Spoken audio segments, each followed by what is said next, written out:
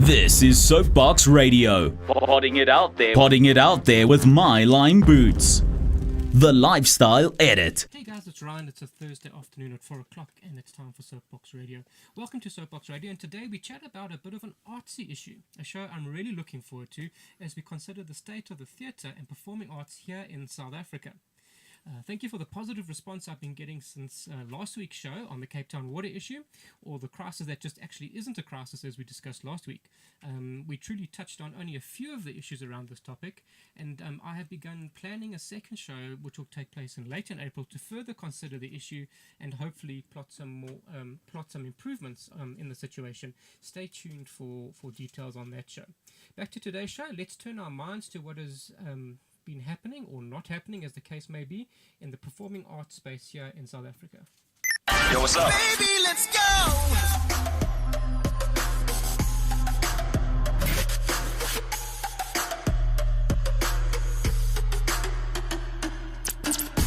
So the state of the arts in South Africa is something which really concerns me. In my mind, we as South Africans don't seem to truly appreciate and value this craft.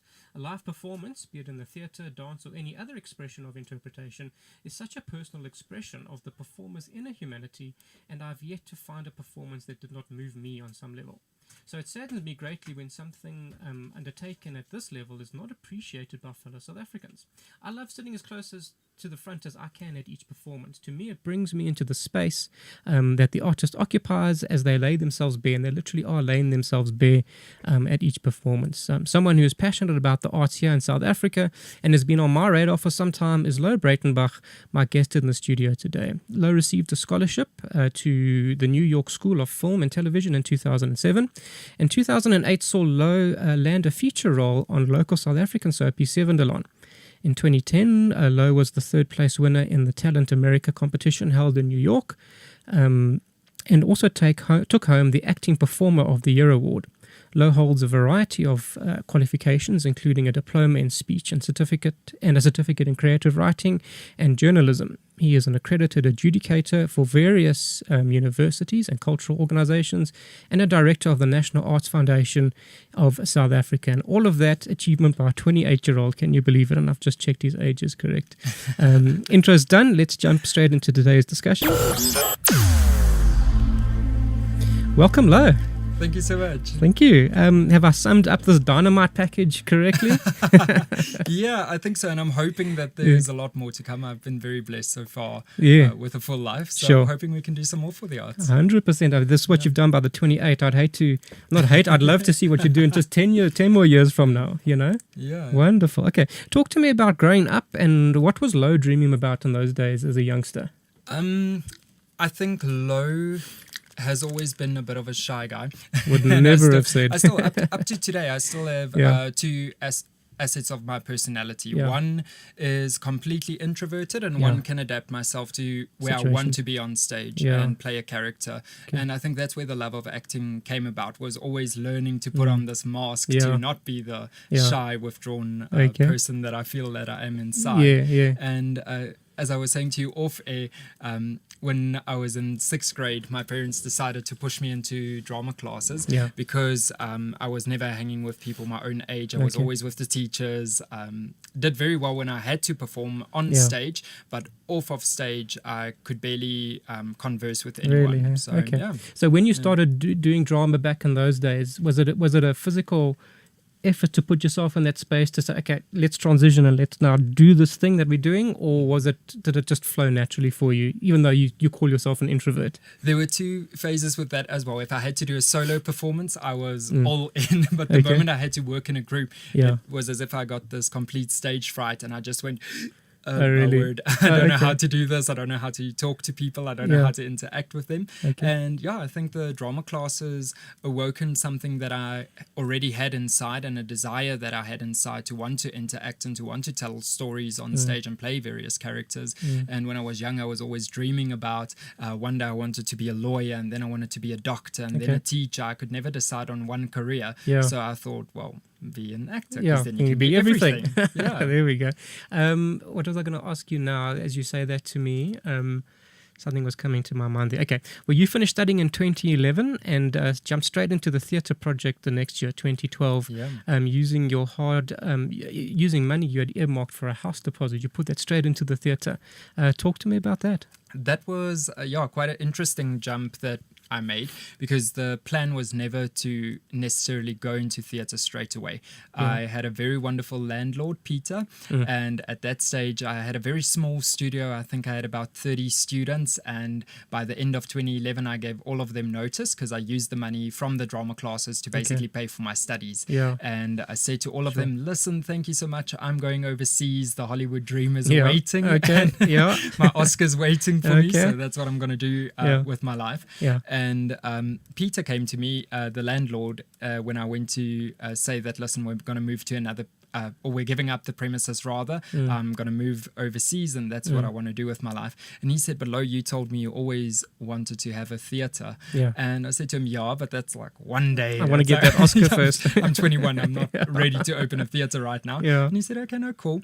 And he came back the second day and the third day. And every time I had the same answer. And by the fourth time he came, he said that he had a little restaurant located so close to the shop that I owned. It was literally just across the road. And somehow convinced me to go have a look. And mind you, this restaurant had been shut down because the people didn't pay, so he basically overnight turned off the electricity. And when I walked in there 6 months later, they never cleaned out the fridges or anything. You got the full effect of the 6 months brewing.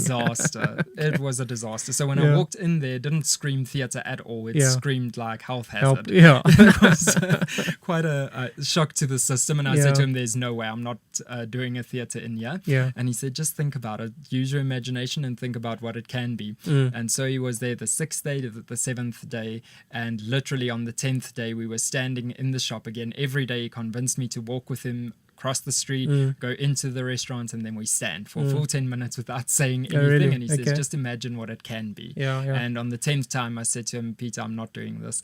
And his words, after a swear word or two, which I won't repeat, was literally like, Louw, make up your mind. And he said to me, do you want to be ordinary or do you want to chase a dream? And those words stuck with me all the way from 2011, and that basically shaped Live Arts Theatre what it is today. And it shaped me as a person so much to ask myself constantly, every time when I have doubt and every time that I'm scared, is, do I want to chase a dream or do I want to remain ordinary? And that was the birth of Live Arts Theatre.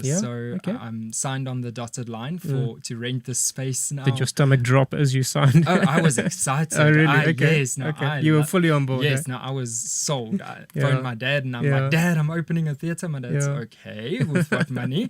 And I'm like, I don't know, but I have the money that I saved for my car. Issues. And you guys are obviously going to help me. And my dad was just like, no, sorry, I don't think we are, because for 3 years you were nagging and going on about going overseas. So for 3 years we made every effort to get you overseas. And now all of a sudden you want a theatre.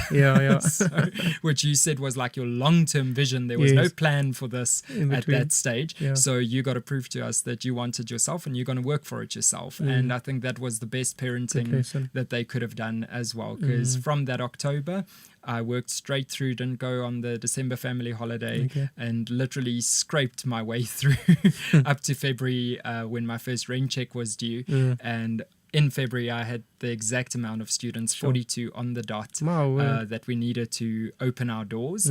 And that was the birth of the theatre. We put a little ad in the Boxburg Advertiser at that stage to ask the community if they want to donate any lighting equipment, or if someone has old paint cans at home or whatever they can bring. And that was the birth of our props room as well, and our whole costume room. So the theatre house today has a full costume room, full props room, and full lighting set as well. With no donations, eh?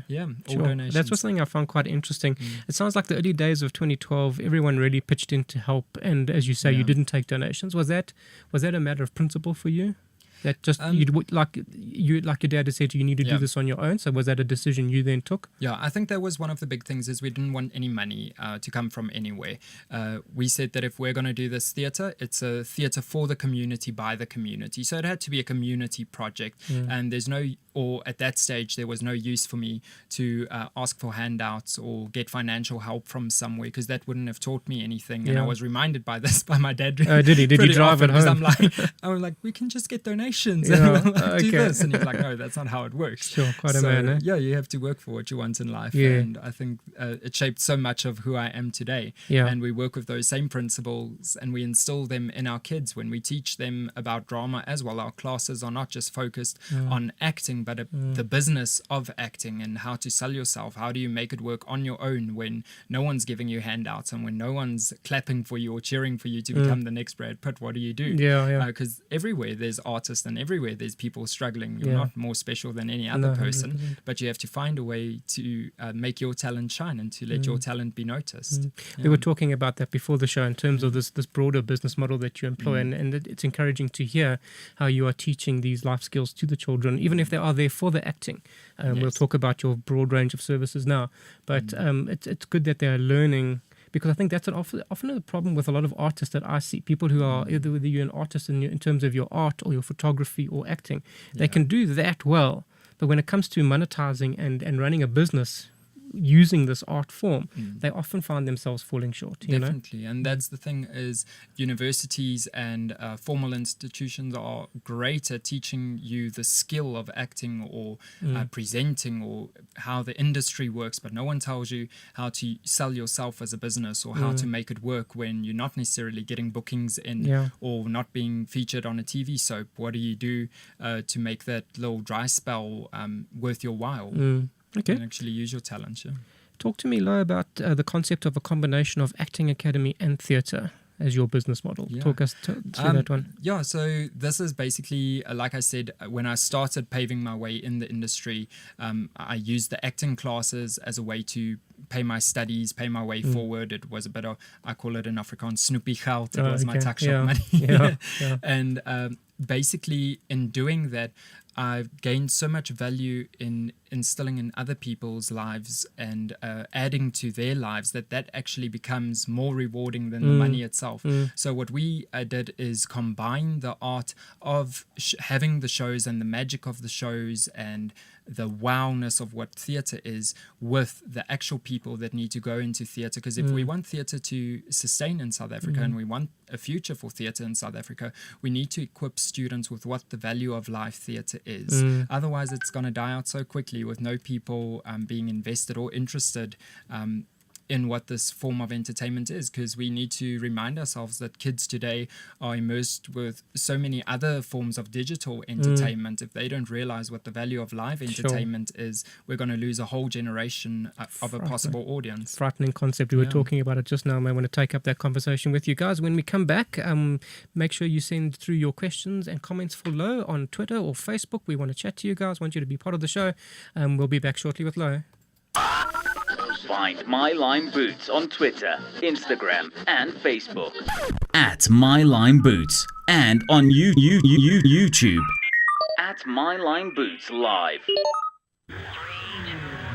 Share your thoughts and be part of the show now. Send a message on Twitter or Facebook at My Lime Boots. Great, I'm back chatting to Louw this afternoon, owner of Live Arts Little Theatre and what he's doing to promote theatre here in South Africa. Louw, talk to me, let's have the conversation. Talk to me about the state of the arts world here in South Africa.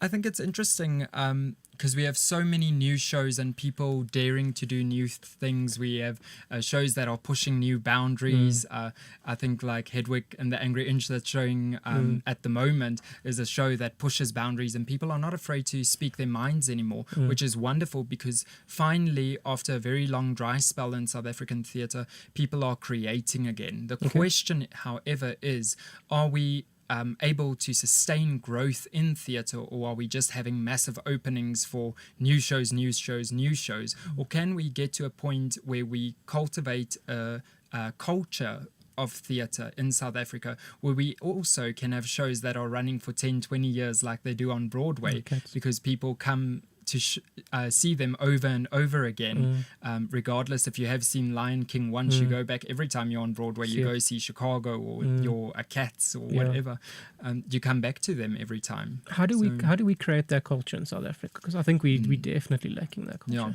I think we missed a a generation somewhere in cultivating a theatre audience, and that's why we have this little dry spell in between where only now very recently a lot of public schools started adding dramatic arts as a subject choice and opening up this world of theatre to students and taking students out on field trips again and exposing them to theatre, where if we look even 5 or 10 years ago, only your private schools and only your top private schools at that offered art or dramatic arts as a subject. So we have some catching up to do, and I think we're starting to bridge that gap where people are creating content again. Now we need to start educating people about why it's so important to support theatre and what the difference is between entertainment that drains you when you sit mindlessly in front of a TV screen watching episode after episode, or watching something that will challenge your way of thought. And I think we've become so numb to people who challenge us because you're constantly challenged at work, you're challenged on Facebook, you're challenged for public opinion,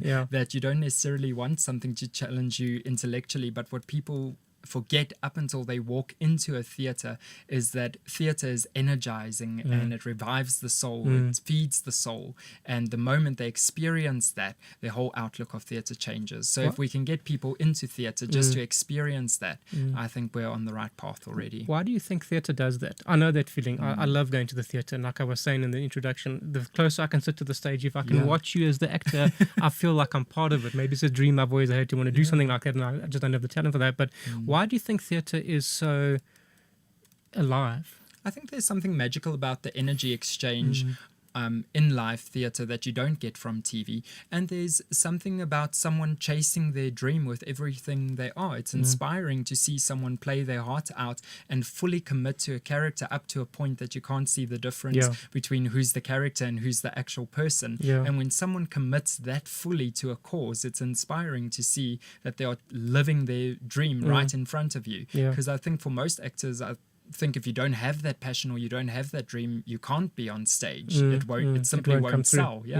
But when you see someone living their passion and becoming alive on stage, that does something to you and makes you want to go, I want to do that. I want to chase my dream. I can relate to that character. And I think that's where the human connection comes in, because then all of a sudden we relate to the character's story and their emotional experience, and we move away from a self-centered focus to, oh my word, there's someone else in the world going through exactly what I'm experiencing. Sure. Interesting.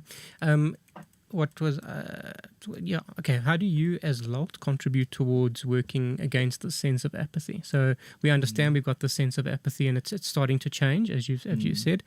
Through what you're doing, how are you bringing about a change? I think what makes us unique is the fact that, as I said earlier, we're a community theatre. Our roots are based in the community. So we're not waiting for people to come to the LALT Theatre House. We're drawing people in that are living around us. Some of my clients literally live in the houses next door, or coming from across the street. Stepping Stones, a primary school that's literally across the street from us. So we go out into the public, and we have a very good footing with most of the local newspapers and news channels in the East Rand. And we literally work from the grassroots up with people that act in our plays, the people that we get to perform at our theatre. Although a lot of them are professional actors, we also leave a very big space for stand-up comedians and cabaret artists that are from the community. And I think that makes the difference at the end of the day, to get people involved. And you can't take them somewhere where you haven't been. So we need to get actors to move into their communities and their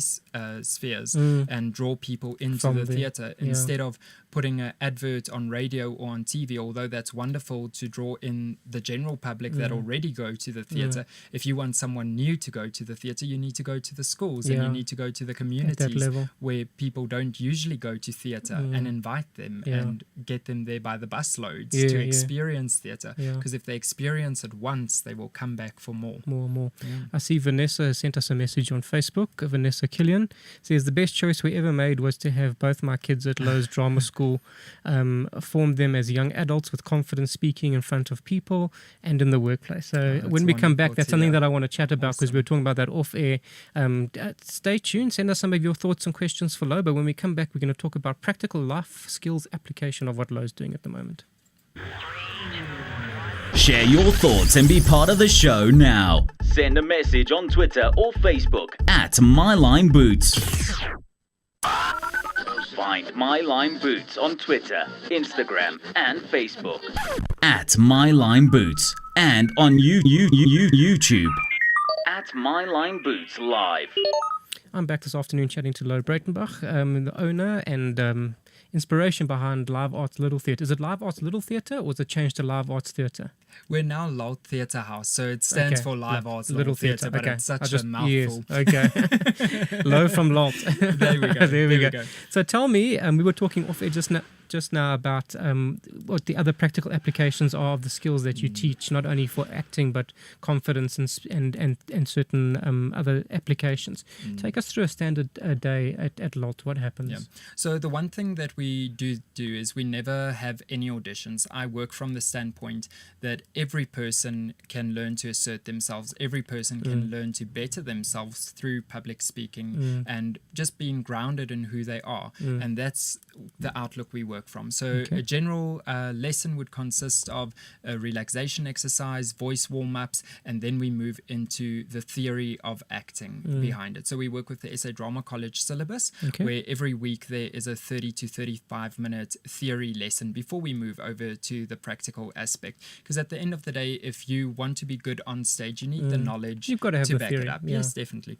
And then we move into the practical aspect of it, addressing their fears and addressing their concerns. And once you get to know a child and you get to know where that little root is of insecurity, and you can remove that and equip them with the confidence to speak in front of people, or equip them to use their skills in debating, that's when you actually hit the nail on the head for setting someone up for their future, because then they can assert themselves in meetings.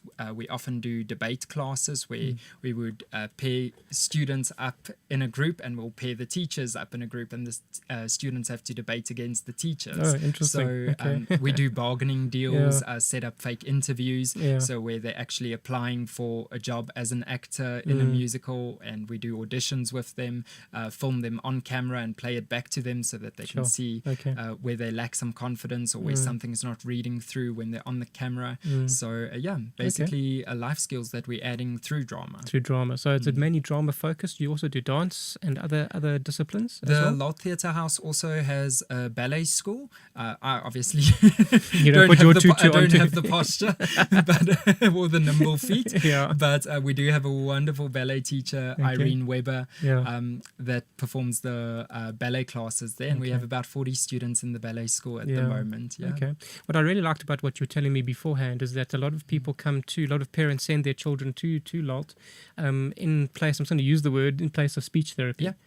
Talk us through that. Yeah, definitely. I think we, in our culture, unfortunately, we've come to a stage where we often brand kids if we identify one or two patterns that's similar to a complete speech impairment. We would immediately go send that kid to a speech therapist. And many times kids are just shy, or they don't know where certain sounds are formed in the mouth because they didn't have a very good early childhood education, or some of the kids never went to a preschool, so they just went straight to grade 1, and then they're uncertain of where certain sounds are formed in the mouth. So it's not that they're incapable of making the sounds or incapable of speaking in front of people, it's just it was never taught. So the drama classes in a fun way removes the stigma of sending your child to speech therapy, and obviously if there is a valid speech impairment, we will refer them to a professional speech therapist that could help potentially with that problem. But in many cases it's just a lack of confidence, or it's simple exercises that could help use the muscles correctly to form those sounds. Interesting you say, because about 2 weeks ago I had on the show two guys named Ryan and Gareth from an organization called Satanda Upliftment Projects. And they are bringing early childhood development education to impoverished areas, to disadvantaged areas, to stop exactly what you're saying now. Children start coming to school and they haven't been through certain processes at early childhood development stage, and he was quoting me the costs of what it actually costs to rectify these problems if they are ignored as early in their early childhood development phases, and they come to school and now having to rectify that with speech therapy or whatever it is. It's a costly exercise. And what you do is the child already starts off on the back foot. So we try, and then that's where where they start lacking the self-confidence to speak up in class or say that I don't understand something, or raise your hand in class. It's sometimes the most simple things that children falter with because they don't have the confidence to just raise their hand and say, I don't understand, or ma'am, sorry, I couldn't hear you, or ma'am, please move me closer to the board, I can't see. At the end of the day, there's sometimes kids that need glasses, but they're too afraid to speak up in class. So then you see them failing maths, but you don't understand why, because the kid is clever. So then we attribute it to, it's not concentrating, ADHD, and all the drugs that come with that. Yes, and we're very fast to label children. I think Dr. Google is one of the worst things that could have happened to our time, because parents want the best for their kids. I don't think there's any parent on earth that maliciously wants to put their child on a back foot. No, sure, parents want the best for their kids. We just don't always know how to do that. So we jump onto Google and we think, oh my word, this is what my child has. And very often it's something as simple as self-confidence or small speech impairments that can be fixed just by correcting the speech pattern or the way the mouth is used as a muscle. Okay. You guys recently moved premises from your early days. Talk us through that. So that was a very, very exciting move. It's something that I've been dreaming about for many years, was to open a theatre house where, and the name Theatre House to me is special as well, because our little motto at the studio is that you enter as a stranger, but you leave as a friend. And the Theatre House basically is a smaller environment. We used to be a 130-seater, and when we're done with the renovations now, will only be a 70-seater, but it creates a more intimate vibe.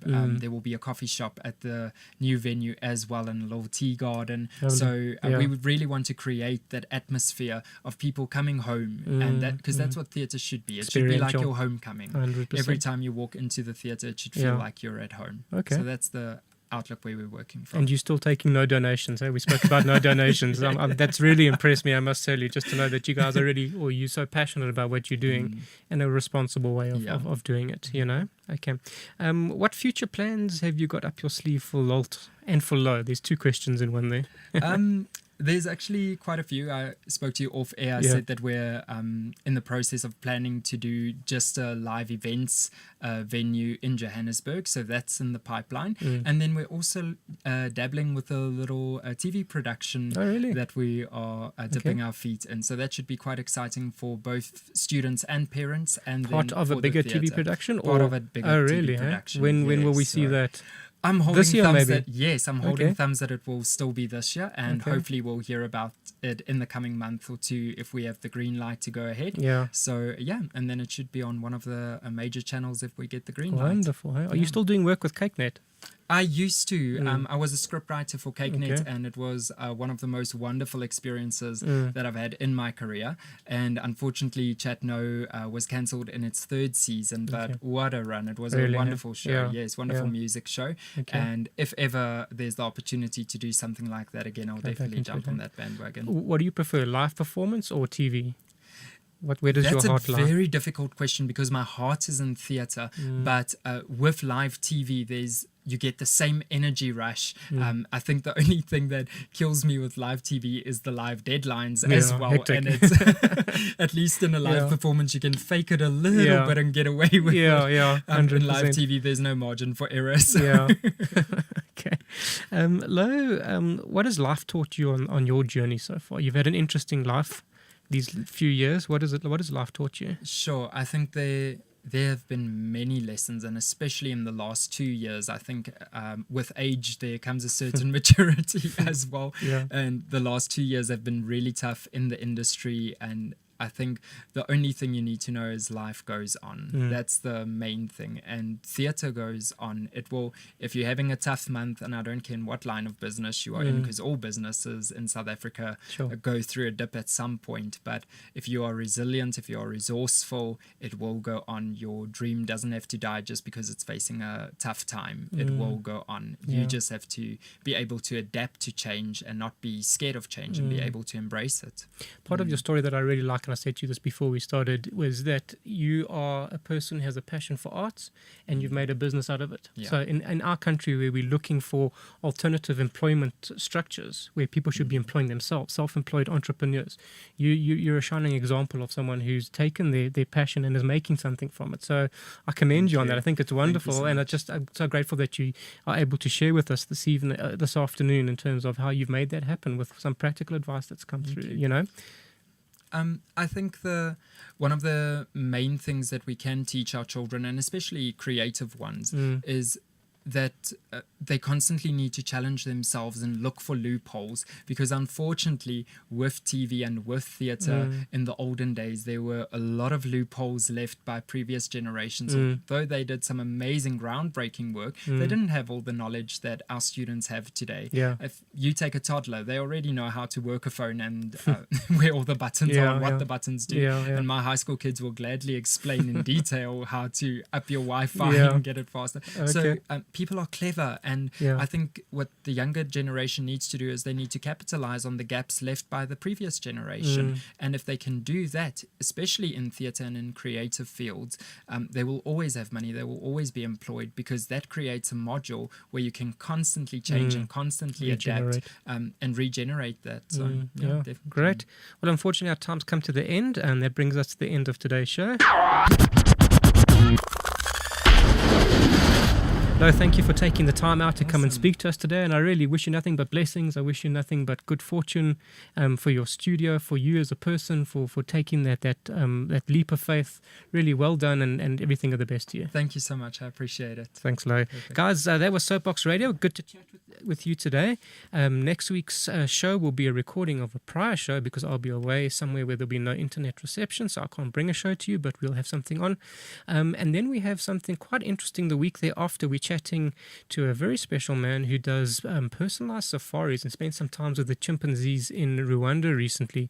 We're going to be talking to Brad in 2 weeks' time, so make sure you hang around for that one and watch our social media, and you'll see when that show's coming live. That was SoapBox Radio, and I'm out of here. You've been listening to SoapBox Radio, potting it out there with my line boots.